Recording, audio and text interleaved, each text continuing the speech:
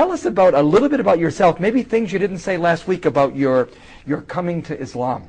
Well, yes, when I first was introduced to the subject of Islam, I was not interested in a new religion. In fact, I was very happy with what I had, and I was trying to convert a Muslim to become a Christian. Because you were a pastor. Well, I was a preacher. There's a difference. Okay, you're a preacher. Pastor is much, I think, more dignified than me. I was just a person out preaching the word, you know. And a musician. Very much a musician. And this is your life. Putting it all together, trying to call people to the Lord, etc. Along the way, the man said something to me that struck me really hard, because he realized that I was proselytizing from day one. 3 months into it, we were working together, and he knows I'm trying to convert him. He could see in every discussion, every argument, that all I'm trying to do is do what? Just convert him. Well, he told me at one point, he said, you know, I'll go to your faith. I'll be a Christian if your religion's better than my religion. And I said, whoa, wait a minute, I've got him. I've got him where I want him. I got the fish on the hook. Because, as we're going to cover in this program, there are a lot of things you have to do to be a Muslim. Oh, yeah. A lot. We'll talk about it. But one thing was, I said, from what I'd heard from him and seeing him 5 times a day doing his rituals, I said, you don't have to do that in Christianity. You don't have to fast an entire month. You don't have to give something called zakat to the poor. You don't have to. It's nice if you do. And you don't have to go halfway around the world to go to a box in the desert and do all these rituals. You don't have to do that. And you don't even have to be nice. It's better if you do, but you just want to be a Christian. It's pretty simple. You know, really, it's what you say. Yeah. But then he finished the sentence. He said, I'll go to your faith if it's better than my faith, but you'll need proof. And I said, man, religion has never been about proof. It's about faith. That's it. That's what religion is. He said, in Islam, we have both. We have proof and faith. And listen to this. I said, you mean to sit there and tell me as a Muslim that you can prove there really is a God?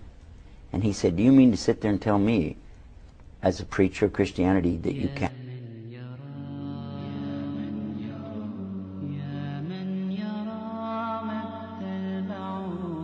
And what about when Allah tells us about the Bahrain, 2 seas, where the 2 seas come together, same surah, same chapter. He tells us about that. But they don't mix. They can't mix. And when Jacques Cousteau, the eminent scientist from France, discovered this amazing situation where the Mediterranean feeds off into the Atlantic Ocean, these 2 big seas coming together, but they have 2 different salinities, different amounts of salt, 2 different temperatures, 2 different densities, 2 different life forms, not the same. And when they come together, that one stays inside of the other, but they don't mix.